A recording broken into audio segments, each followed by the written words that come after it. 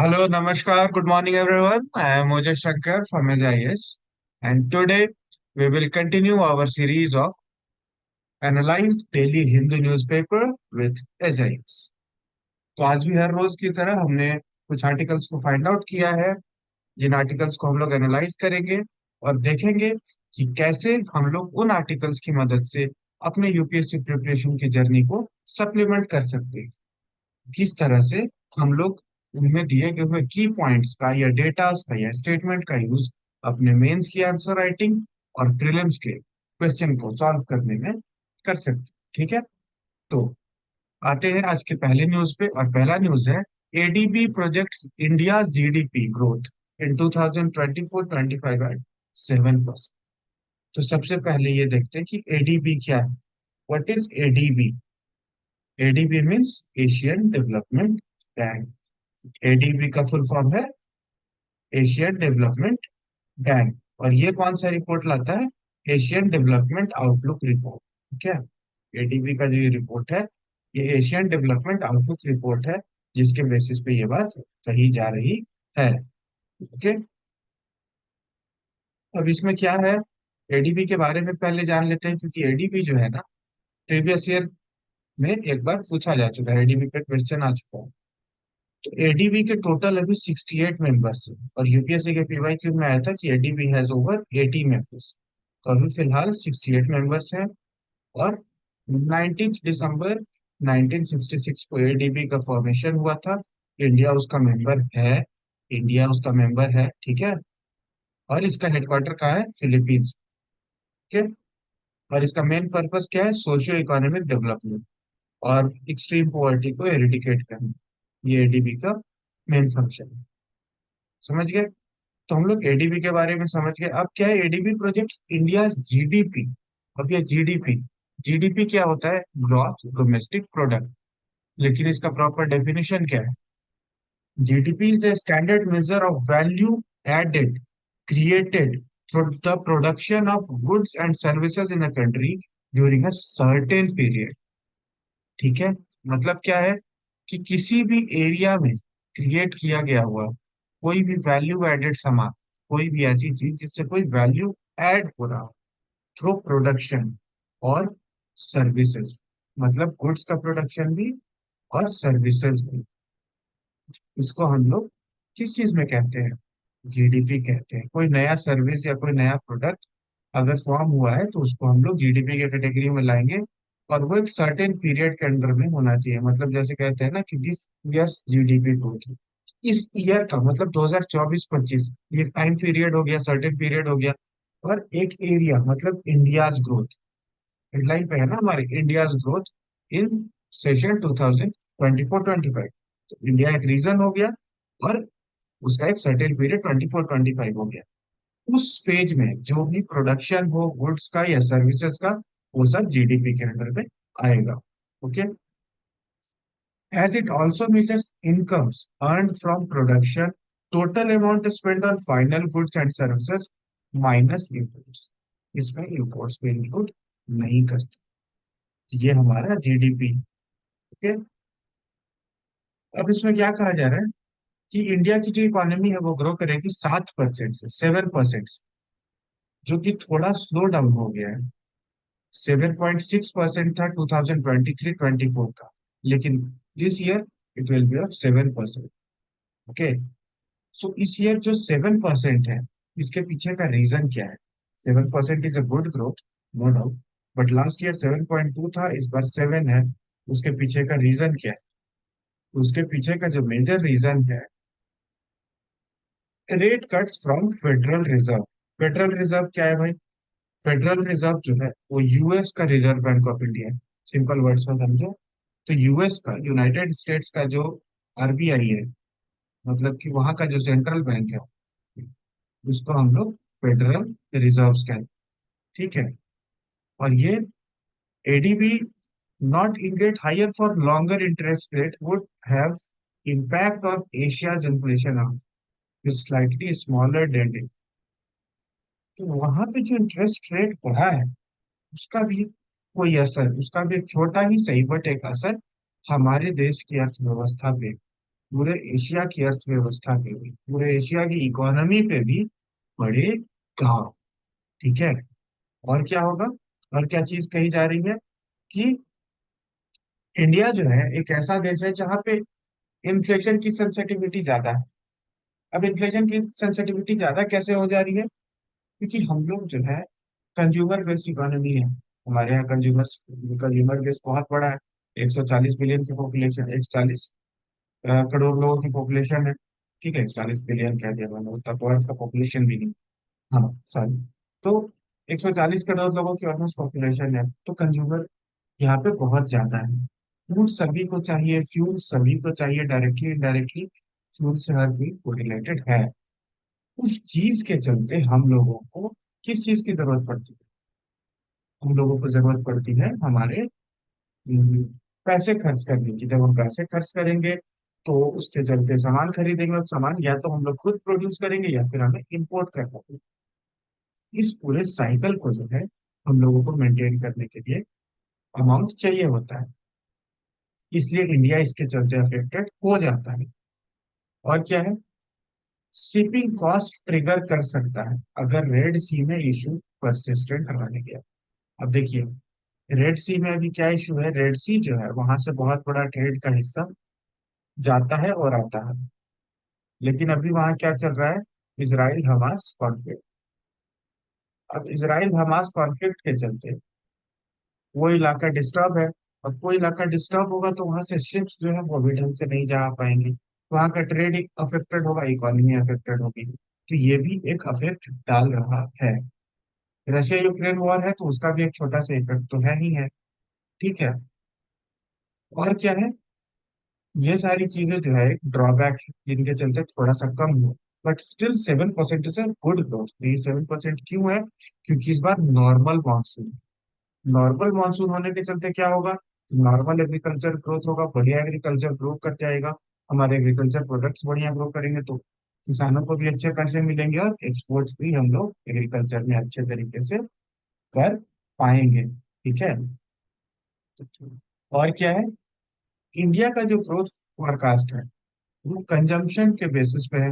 इस बात को तो हमने पहले डिस्कशन कर लिया कि हमारा एक बड़ा कंज्यूमर बेस है। उस कंज्यूमर बेस के चलते हम लोग कंज्यूम करते हैं चीजों को, जब कंज्यूम करते हैं तो उसके चलते प्रोडक्शन होता है। दूसरा, हमारे यहाँ एक बहुत अच्छी स्कीम है एमजी नरेगा, महात्मा गांधी नरेगा। इसके अंडर में जो है लोगों को एम्प्लॉयमेंट भी मिलता है। ये भी एक बहुत बड़ा फैक्टर रहा है, अभी ही नहीं, इवन ड्यूरिंग कोविड भी, कि हमारी इकोनॉमी जो डाउन गई थी, -5.8 हुआ था हमारा GDP, but still it was able to recover its. ये भी एक उसमें बहुत बड़ा रीजन था। ठीक है। और यहाँ पे एक बहुत अच्छा स्टेटमेंट लिखा गया है, इसको आप लोग नोट कर लीजिएगा किसी भी आंसर में कोट करने के लिए। बहुत अच्छा स्टेटमेंट है। India account for 80% of south Asia GDP. India जो है वो पूरे साउथ एशिया के जीडीपी का 80% बना। क्या?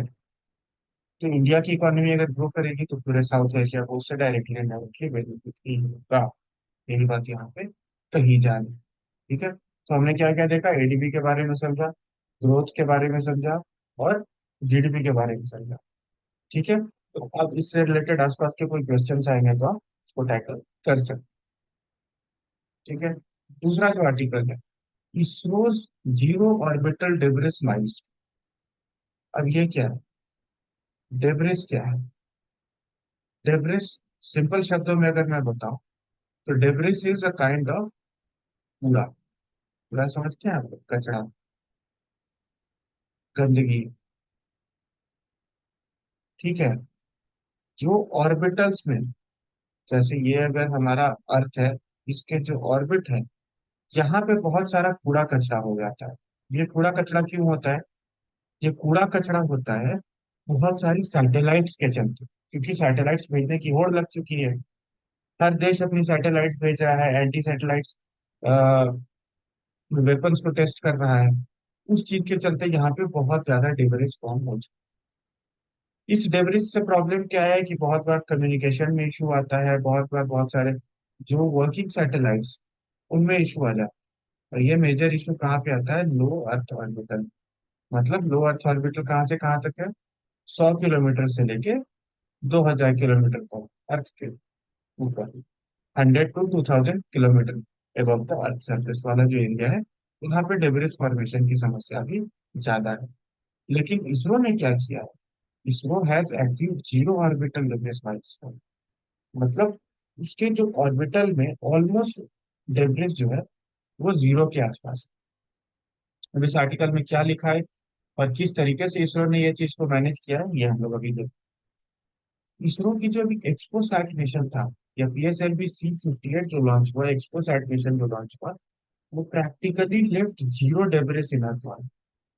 उसने अर्थ ऑर्बिट में जीरो डेब्रिस छोड़ा है। ठीक है, मतलब कोई कचरा नहीं, कोई कूड़ा नहीं, बिल्कुल सफाई। मतलब समझ रहे हो, स्वच्छ भारत मिशन जो है वो हम लोग ऑर्बिटल्स में भी इम्प्लीमेंट करके आ जा रहे हैं।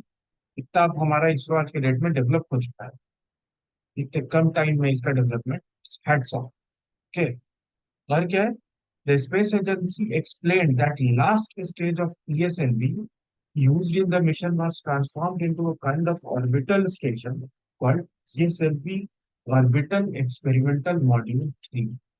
मतलब जो PSLV का जो लास्ट लेवल था, जो डिबरीज में कन्वर्ट होता है मोस्टली, उसको हम लोगों ने क्या किस चीज में इस्तेमाल कर दिया, उसको एक एक तरह का ऑर्बिटल स्टेशन बना, और उस ऑर्बिटल स्टेशन को पोयम 3 के नाम से जाना था। तो ये याद रखिएगा कि पोयम 3 क्या है। पोयम 3 एक तरह का ऑर्बिटल स्टेशन है, जो हमारे PSLV के फोर्थ स्टेज से जनरेट हो रहा है। मतलब देख रहे हो किस तरीके से आपदा में अवसर, वही वाली बात है, यहाँ पे आपदा में अवसर खोज ले रहे हैं ये लोग, हमारी इसरो वाले साइंटिस्ट। और क्या है कि before it was left to re-enter the Earth's atmosphere instead of floating in the orbit once its mission was completed। सारे सैटेलाइट्स को अपने अपने ऑर्बिट्स में छोड़ने के बाद जब वो वापस आती है सैटेलाइट, वापस आने से पहले वो क्या है, उसका फोर्थ स्टेज एक ऑर्बिटल स्टेशन के तौर पे कन्वर्ट हो जाता है, और पोयम 3 के नाम पे वहां पे वो स्टेबलाइज हो जाता है। ठीक है, और इस चीज के चलते हम लोगों को बहुत फायदा मिलेगा इन लॉन्ग रन, क्योंकि एक हम लोग तो क्या करेंगे, इसके चलते ग्लोबल स्टैंडर्ड सेट करेंगे कि देखिए हम लोग डेब्रिस मैनेजमेंट किस तरीके से कर रहे हैं, क्लीन स्पेस की तरफ हम लोग किस तरीके से बढ़ रहे हैं। एक तो ये बात हो गई। दूसरी चीज हम लोग क्या करेंगे कि हम लोगों का जो वेस्ट प्रोडक्ट था, जो पहले बर्बाद हो रहा था, जो कैपिटल, जो पैसे बर्बाद हो रहे थे, उनको हम लोग एक सही तरीके से चैनलाइज करें। क्योंकि अब ये जो हमारा बन गया ऑर्बिटल स्पेस स्टेशन, इसकी भी मदद से हम लोग बहुत सारे एक्सपेरिमेंट्स कर सकते हैं या मॉनिटरिंग कर सकते हैं। समझ रहे हैं, इसका डबल फायदा है। रियूजेबल सैटेलाइट्स पे तो काम चल ही रहा है, और ऑलमोस्ट इसरो भी उसको अचीव कर लिया है। तो एक तो वो चीज हो गई, और दूसरी यहाँ से ये फायदा हो गया। समझ रहे हैं। अब क्या है, व्हाट इज पोयम, पोयम क्या है। ये developed by Vikram Sarabhai space centre. Vikram Sarabhai ji के बारे में तो आप लोग जानते ही होंगे, और नहीं जानते होंगे तो इनके बारे में जरूर से पढ़िए। एक वेब सीरीज भी है, रॉकेट बॉयज, वो सीरीज देखिए, उसमें होमी जहांगीर भाभा जी और विक्रम साराभाई सर के बारे में भी बताया गया है। उन्हीं दोनों लोगों पे बेस्ड है, बहुत अच्छी वेब सीरीज है। ठीक है, तो आप लोग एक बार उस सीरीज को देखिए, इनके बारे में जरूर से पढ़िए। एग्जाम में कोट करने के लिए हो, एथिक्स में कोट करने के लिए हो, फैंटास्टिक बस इनके बारे में पढ़िए। ठीक है, तो उनके नाम पे जो एक स्पेस स्टेशन है, विक्रम साराभाई स्पेस सेंटर, वो एक इनएक्सपेंसिव स्पेस प्लेटफॉर्म बना रहा है, जिसको पोयम कहते हैं। अब कोई पूछे पोयम कौन बना रहा है, तो विक्रम साराभाई स्पेस सेंटर, ठीक है, इसरो के अंदर। ठीक है, यूजर्स ने spend fourth stage of PSLV rocket as orbital platform, और फोर्थ स्टेज का यूज ये ऑर्बिटल प्लेटफॉर्म बना कर रहे हैं। ISRO had poem orbit the Earth to perform in-orbit scientific experiment with various payload। वहां पे बहुत सारे साइंटिफिक एक्सपेरिमेंट्स भी होंगे। और उसको पावर कहाँ से मिल रही है, तो पावर उसको मिल रही है सोलर पैनल्स, जो कि उसके फ्यूल टैंक पे माउंट है। मतलब उसके फ्यूल टैंक पे एक सोलर पैनल भी माउंट कर दी है। अब ये सोलर पैनल माउंट हो गया है, और इसके साथ लिथियम आयन बैटरी लगा दी गई है। ठीक है, तो उससे वो अपने आप को रिफ्यूल भी कर ले रहा है, उससे वो अपने आप को री एनर्जाइज भी कर ले रहा है। समझ रहे हो कितना मतलब बढ़िया टेक्नोलॉजी बना दिया गया कि एक तो उसका फोर्थ स्टेज, उससे प्लेटफॉर्म बनेगा, उस प्लेटफॉर्म के नीचे में आपका सोलर पैनल है, उस सोलर पैनल बैटरी को चार्ज करेगा और वहां से एनर्जी मिल जाएगी। और उसके चलते हम लोग उससे कम्युनिकेशन सेट कर सकते हैं। ठीक है। और और उसमें क्या है, navigation guidance and control system भी है। Navigation guidance and control system के चलते हम लोग अर्थ पे से उसको नेविगेट भी कर सकते हैं, गाइड कर सकते हैं, कंट्रोल कर सकते हैं कि कहाँ से कहाँ तक उसको ले जाना है। ठीक है। और वो सन सेंसर्स उसमें लगे हुए हैं, गायरोस्कोप लगे हुए हैं, मैग्नेटोमीटर लगे हुए हैं। और यहाँ अर्थ पे से उसको टेली कमांड सिस्टम भी है, जिसके थ्रू आप ग्राउंड स्टेशन से उसको कमांड कर सकते हैं, कम्युनिकेट कर सकते हैं। इन टेक्नोलॉजीज की मदद से हम लोग ज्यादा से ज्यादा अपने भेजे हुए सैटेलाइट्स का यूज करके एक्सपेरिमेंट आज के टाइम पे स्पेस में कर पा रहे हैं। ओके। और क्या है, ISRO first demonstrated the reuse of fourth stage rocket in PSLV C-44 इन 2019। आज से 5 साल पहले ही हमने उसका रीयूज करके साबित कर दिया था कि हम लोग एक किस रास्ते पे पड़ रहे हैं, क्या हमारा वे फॉरवर्ड हो। ठीक है। और क्या है, पोयम ने आज तक अचीव क्या किया है। अब पोयम मतलब कविता वाला पोयम नहीं समझना है, पोयम मतलब हमें इसरो वाला पोयम समझना है। ठीक है। तो हमने क्या क्या अचीव कर लिया है। तो सबसे पहले तो एक ग्लोबल इमेज हमारी अच्छी बनी है कि भाई इंडिया जो है बढ़िया काम कर रहा है। ओके। दूसरी चीज क्या है कि हमारे पैसे कम खर्च हो रहे हैं। हमारे पैसे भी कम खर्च हो रहे हैं ना, अगर अलग से एक ऑर्बिटल स्टेशन बनाना होता तो ज्यादा पैसे लगते हैं, तो अभी हम लोग उसको भी रिड्यूस कर पा रहे हैं। और क्या है, फोर्थ स्टेज, और इसके चलते डिबेरिस भी कम हो रहा है, स्पेस डिबेरिस को भी हम लोग कम कर रहे हैं।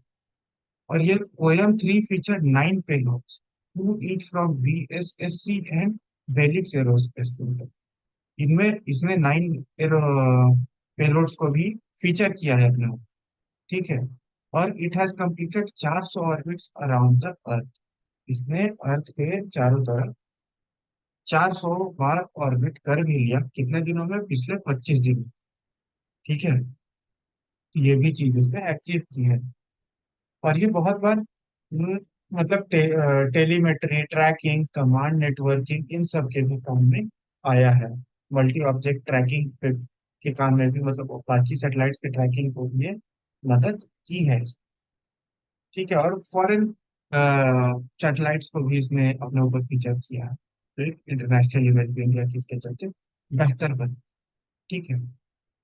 अब ये सिग्निफिकेंट क्यों है, इसका इतना ज्यादा वैल्यू क्यों मिल, वैल्यू इसलिए मिल रहा है कि space debris has become a pressing issue. Space debris आज के टाइम पे बड़ा इशू बन चुका है, खासकर लो अर्थ ऑर्बिटर मैंने बताया था ना, 100 किलोमीटर से लेकर 2,000 किलोमीटर तक अर्थ सरफेस के, कि वहां पे बहुत सारे स्पेस क्राफ्ट, रॉकेट्स, ये सब है। उसके चलते क्या हो रहा है कि कोलिजन का खतरा बढ़ जाता है। अदर सैटेलाइट्स को परेशानियां होती हैं, वो लोग उससे लड़ जाएं, या अदर सैटेलाइट कोई नुकसान हो जाए उसके डिब्रिस के चलते, ये प्रॉब्लम आती है। ऑल्दो ये डिब्रिस जो है वो जियो सिंक्रोनस ऑर्बिट में भी है, बट बहुत कम है, क्योंकि वो 36,000 किलोमीटर, वहां पे कम सैटेलाइट्स, तो डिब्रिस में कम है। इस तरीके से अगर हम लोग उस डिब्रिस का पॉजिटिव यूज करेंगे तो क्या मिलेगा हमें, हमें एक तो डिब्रीज कम हुई और बेनिफिट्स अलग से मिले, जिनके बारे में हम डिस्कस कर चुके हैं। ठीक है। और यूएस स्पेस कमांड ने क्या कहा है कि ट्रैक करना है, कैटलॉग करना है स्पेस डेब्रिस को, जो भी 10 सेंटीमीटर से बड़े हो लोअर अर्थ ऑर्बिट में, और 1 सेंटीमीटर से 0.3 से 1 मीटर तक बड़े जियो सिंक्रोनस अर्थ ऑर्बिट। तो हम लोग तो उसको पहले से ही कर रहे हैं। ठीक है। अब एजेंसीज उसको डील कैसे कर रही हैं, एजेंसी उसको डील कर रही हैं कि सैटेलाइट अलग अलग या कॉन्स्टलेशन जो लॉन्च हो रहे हैं, उसके चलते जो डेब्रिस बढ़ते जा रहा है, या एंटी सैटेलाइट टेस्ट के चलते जो बढ़ते जा रहे हैं, तो उनको लाने के चलते जो है बहुत सारे कैस्केडिंग इफेक्ट्स, कोलिजन्स हो रहे हैं। उनको घटाने के चलते अब अलग अलग टेक्नोलॉजी डेवलप करनी पड़ रही है, अलग अलग टेक्नोलॉजी लगानी पड़ रही है एक्सटर्नली अपने सैटेलाइट में, उसके चलते पैसे खर्च हो रहे हैं, या एक नया मिशन लॉन्च करना पड़ रहा है। जैसे इसरो का भी एक मिशन, इसरो का नासा का भी मिशन गया था, चाइना का भी मिशन था, डेब्रिस को क्लीन करने। तो इन सब का भी ये काम हो रहा है। उसके बारे में भी हम लोगों को एक बार मतलब जो है एक्स्ट्रा पैसे खर्च करने पड़ रहे हैं। बट इंडिया ने इसका एक यहाँ पे वे फॉरवर्ड निकाला है, that's why it is a big news. Okay, ये हो गया। अब अगर इससे रिलेटेड कोई क्वेश्चन आता है कि पोयम थ्री क्या है, तो हम लोग उसको सॉल्व कर पाएंगे। पीएसएलवी जीएसएलवी के बारे में क्वेश्चन आता है तो उसको हम लोग टैकल कर सकते हैं। लो अर्थ ऑर्बिटल, जियो सिंक्रोनस अर्थ ऑर्बिटल, इनके बारे में आता है तो हम लोग कर सकते हैं। स्पेस डिबरिस के बारे में कर सकते हैं। ठीक है, तो इन सारी चीजों को हम लोग एक बार रिवाइज कर लेंगे, क्योंकि इंपॉर्टेंट है। इस टाइप के क्वेश्चंस प्रीलिम्स में ज्यादा करके पूछे जाते हैं, और मेंस में डिबरिस पे क्वेश्चंस आने की संभावना बहुत ज्यादा है, बहुत ज्यादा चांसेस। अब ये हमारा अगला आर्टिकल है, the battle to save Ladakh and all of humanity. Ladakh के बारे में पहले थोड़ा सा ब्रीफ देखते हैं। जो हमारे इंडिया का सिरमौर है ना, सॉरी अगर मैप गलत बने तो, थोड़ा सा आ, इस तरीके से कुछ है। ये जो हमारे भारत का सिरमौर है, कश्मीर, इसका ये वाला जो हिस्सा है, इसको हम लोग लद्दाख का, ठीक है, ये लद्दाख का इलाका है। ये अब यूनियन टेरिटरी बना दिया गया है 2019 के पास। जो स्टेटरी ऑर्गेनाइजेशन हुआ था जम्मू एंड कश्मीर का, उसके बाद से इसको बना दिया। अभी यहाँ पे क्या इशू चल रहा है कि एक बहुत बड़े, बहुत famous Ramon Magsaysay awardee Sonam Wangchu sir, ठीक है, सोनम वांगचू सर जो है, ये प्रोटेस्ट पे बैठे हुए हैं। और इनका मानना है कि लद्दाख को 6 शेड्यूल में शामिल किया। क्यों किया जाए? क्योंकि अगर नहीं किया गया तो वहाँ का जो इन्वायरमेंट है, वहाँ का की जो इकोलॉजी है, ये सब हार्म हो सकती है। वहाँ पे रैपिड डेवलपमेंट प्रोजेक्ट प्रोजेक्ट जो आ रहे हैं, वहाँ पे जो कंपनीज लग रही हैं, इनके चलते यहाँ पे इशू आ सकता है, ऐसा सोनम वांगचू सर का कहना है। और इस चीज के चलते लद्दाखियों को, लद्दाख को प्रॉब्लम होगी। इसलिए सर का कहना है कि हमें 6 शेड्यूल दिया जाना चाहिए। ओके, अब आइए हम लोग देखते हैं कि इस आर्टिकल में क्या लिखा है। इस आर्टिकल में वही लिख रहा है कि सोनम वांगचू सर जो है, उन्होंने 30,000 लोगों के क्राउड को 6 मार्च को फेस किया, और उन्होंने अपनी डिमांड्स पर रखा और प्रोटेस्ट पर स्टार्ट किया। 21 दिन उन्होंने फास्ट किया था, उसके बाद उन्होंने अपना फास्ट तोड़ा है। और वहां पे अलग अलग ग्रुप्स, अलग अलग कम्युनिटीज के लोग पास पे एक एक करके बैठे हैं। अब लद्दाख कैसा इलाका है कि वो 97% इंडिजिनस ट्राइब्स हैं लोग, और दिस टोटली सपोर्ट इंडिया। अलग अलग वॉर्स में इन लोगों ने इंडिया के लिए बहुत बलिदान दिया, ठीक है। And Ladakhis are very eco friendly people. ये इन्वायरमेंट के साथ किस तरीके से बैलेंस बना के रहा जा सकता है, किस तरीके से इन्वायरमेंटल मैनेजमेंट सस्टेनेबिलिटी को अपनाया जा सकता है, वो लद्दाख के लोगों से सीखने वाली चीज।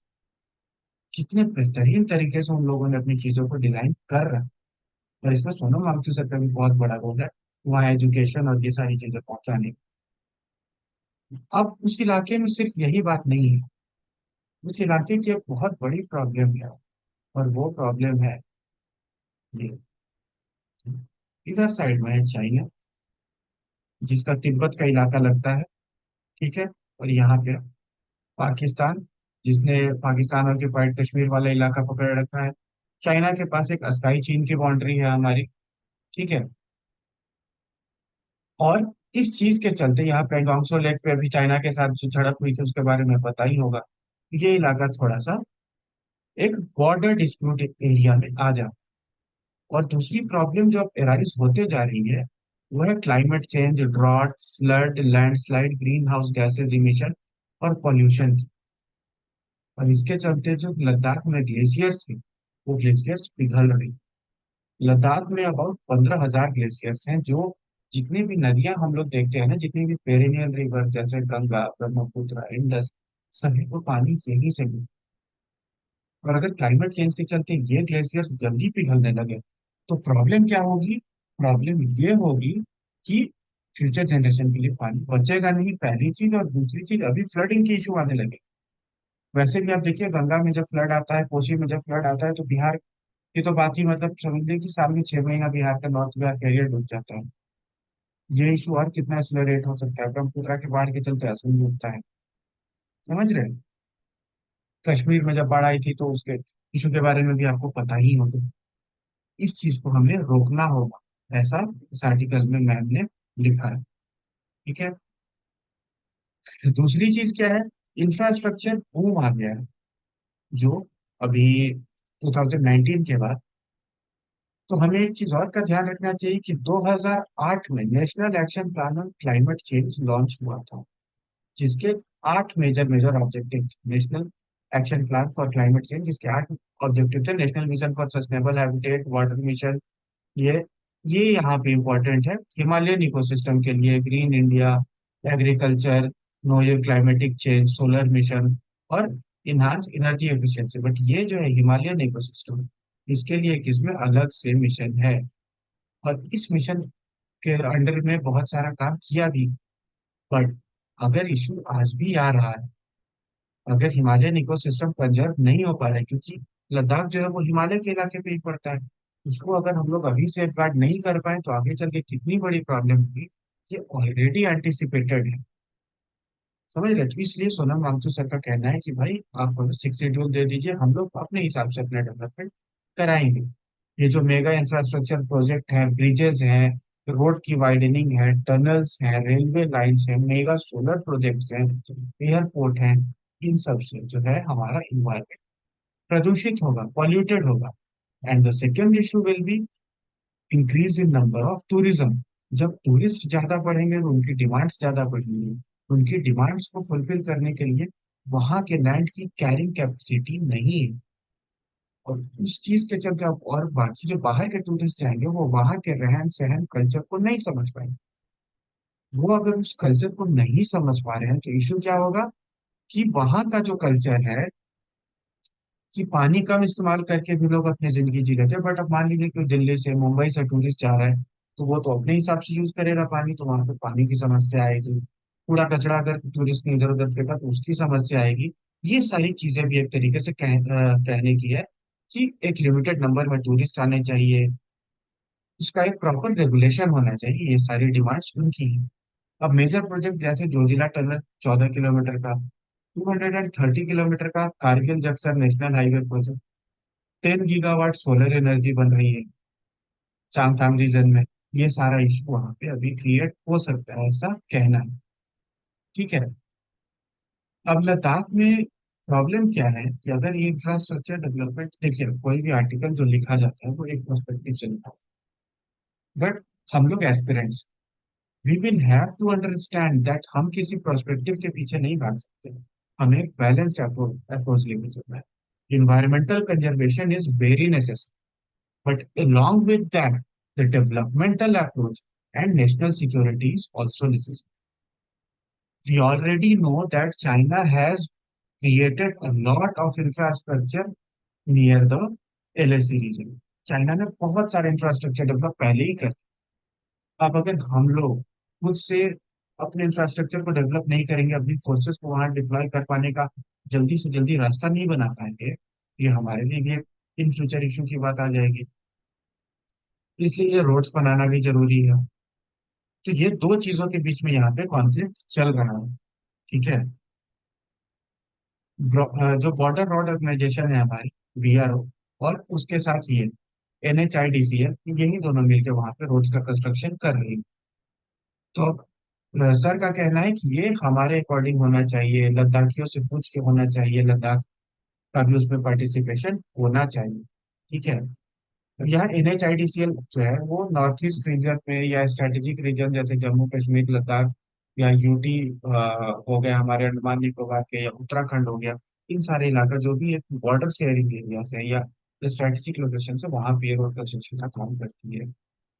और बीआरओ तो आप जानते ही हैं, बीआरओ के बारे में, अंडर डिफेंस मिनिस्ट्री। इन सारे एरियाज में जो है रोड कंस्ट्रक्शन होगा, इंफ्रास्ट्रक्चर कंस्ट्रक्शन होगा, उसके चलते पॉल्यूशन बढ़ेगा, फैक्ट्रीज लगेंगी। इस चीज को रोकना होगा, ऐसा सोनम वांगचुक सर की डिमांड है। इसके सपोर्ट में मैम ने भी कहा।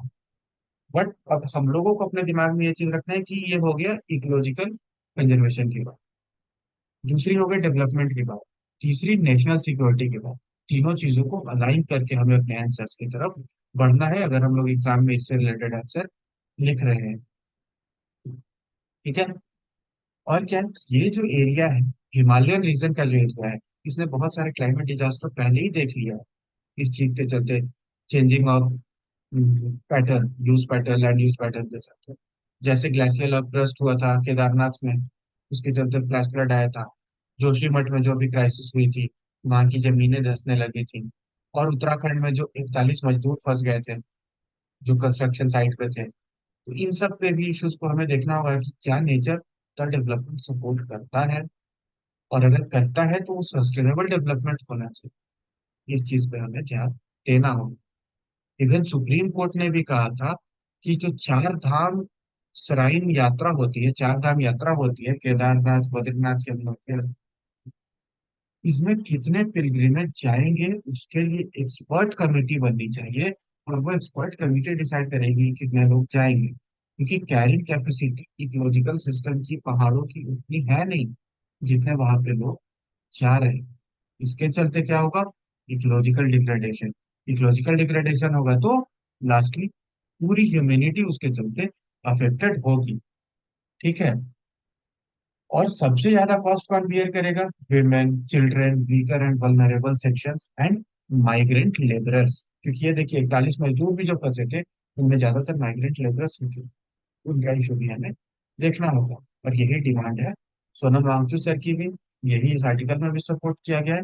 बट हमें डेवलपमेंटल अप्रोच और नेशनल सिक्योरिटी कंसर्न दोनों चीजों को दिमाग में रख के, तीनों का बैलेंस बना के अपने आंसर में वे फॉरवर्ड करना है। ओके, चलिए अगला article, in pole session the pearls of scoring biometric tracks. अब ये देखिए, ये सुहासिनी हैदर जी ने ये आर्टिकल लिखा है। और इनका कहना है कि जब इलेक्शन के सीजन में हमें या हमारी गवर्नमेंट अगर कोई वैसा स्टेटमेंट देती है जिससे बायलेटरल टाइज खराब हो, तो उससे हमें थोड़ा सा संकोच करना चाहिए, थोड़ा रुकना चाहिए। ठीक है।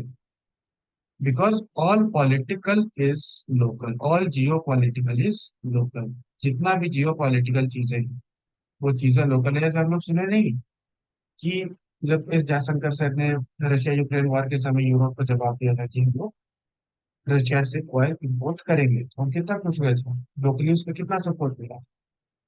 इसीलिए कहा जाता है all Jio politics is local. ये अनरिटन रूल है पॉलिसी मेकिंग का।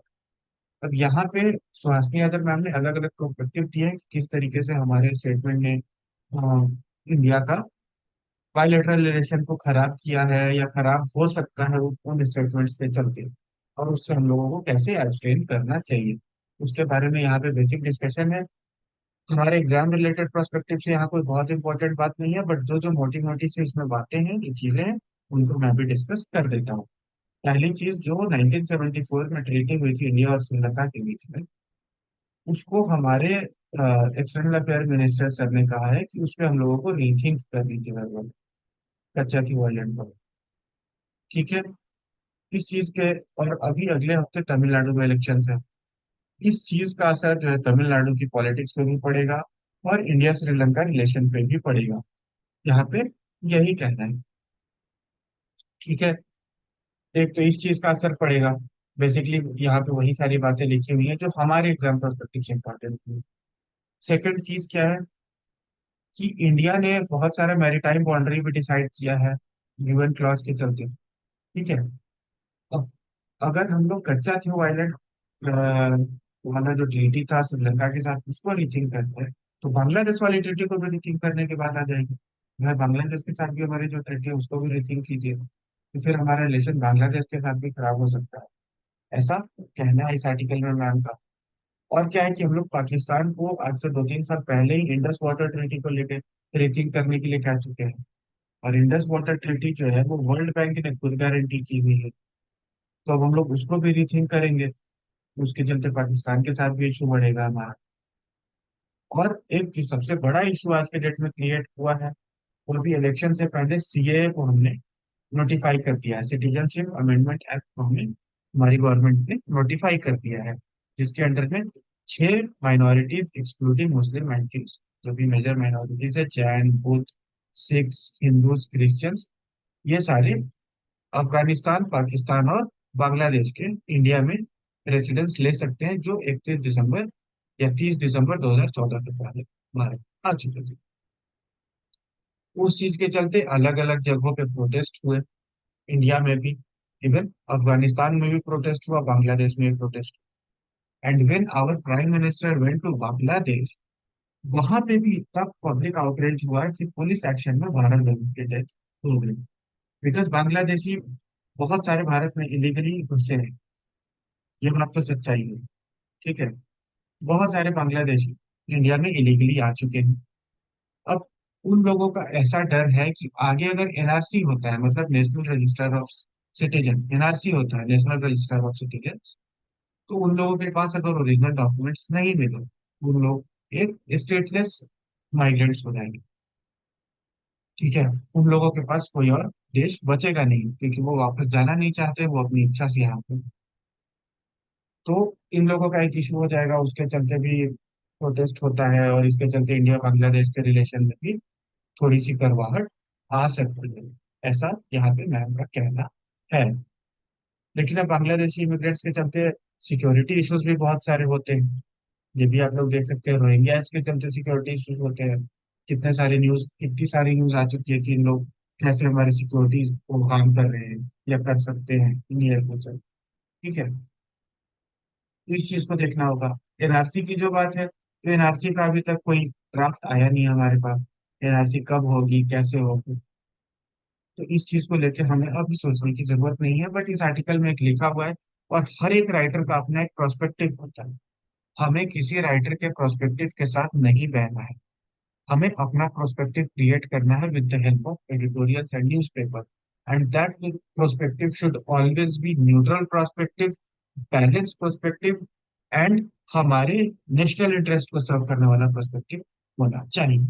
ठीक है, और इसमें क्या लिखा हुआ है, इंडिया की जो एजेंसी है, वो यूनाइटेड स्टेट के साथ भी जो हम एक रिलेशन है, कभी हम लोगों का थोड़ा सा वो हुआ था कि यूनाइटेड स्टेट में एक आदमी, जो सो कॉल्ड एलिगेशन है उसके ऊपर कि उसने निज्जर की हत्या में उसका हाथ था, और वो जो खालिस्तानी सपोर्टर है पन्नू, उसके असिस्टेशन की भी उसने कोशिश की थी, ऐसा कनाडा का और यूएस का आरोप है।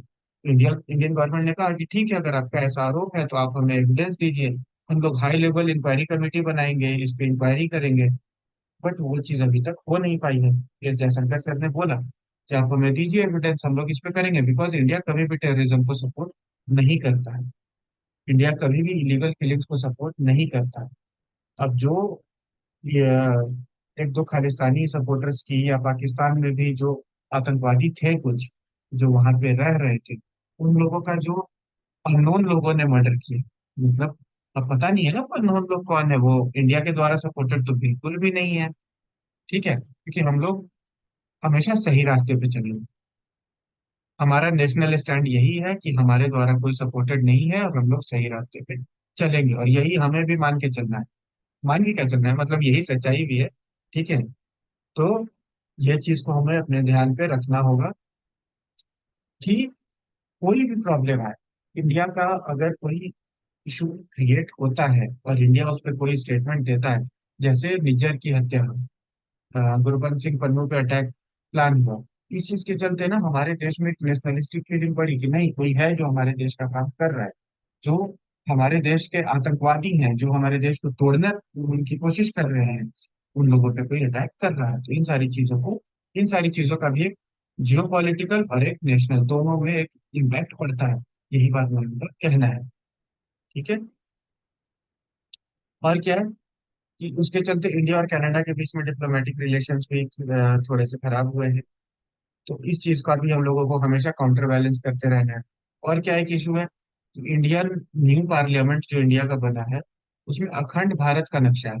अखंड भारत मतलब उसमें नेपाल वेपाल ये सारे एरियाज भी हैं। उसके चलते, और नेपाल ने जब इंडिया ने मैप अपना नया एक लाया था, तो उसमें काला पानी और लिपुलेख जो यहाँ पे एरिया बसता है, उस पे लेके इशू क्रिएट किया था। इन सारी चीजों के चलते भी हमारे जियो पॉलिटिक्स और लोकल पे अफेक्ट आता है, तो इस चीज का हमें ध्यान रखना चाहिए। यही यहाँ पे मेजर लिखा गया है। ठीक है, अब हमें क्या करना है, ये भी जो भी हमने आर्टिकल्स पढ़े, इनसे जो भी हमें समझ में आया, सीखने को मिला, इसको हम लोग अपने पास अगर चाहें तो नोट डाउन कर सकते हैं, अगर आपको ये पीडीएफ चाहिए तो आप कमेंट में बता दीजिए, मैं आपको पीडीएफ टेलीग्राम ग्रुप पे हमारे सेंड कर दूंगा। एंड फिर हम लोग कल मिलते हैं कल के आर्टिकल्स के साथ। आज के लिए इतना ही था। Thank you. Have a great day.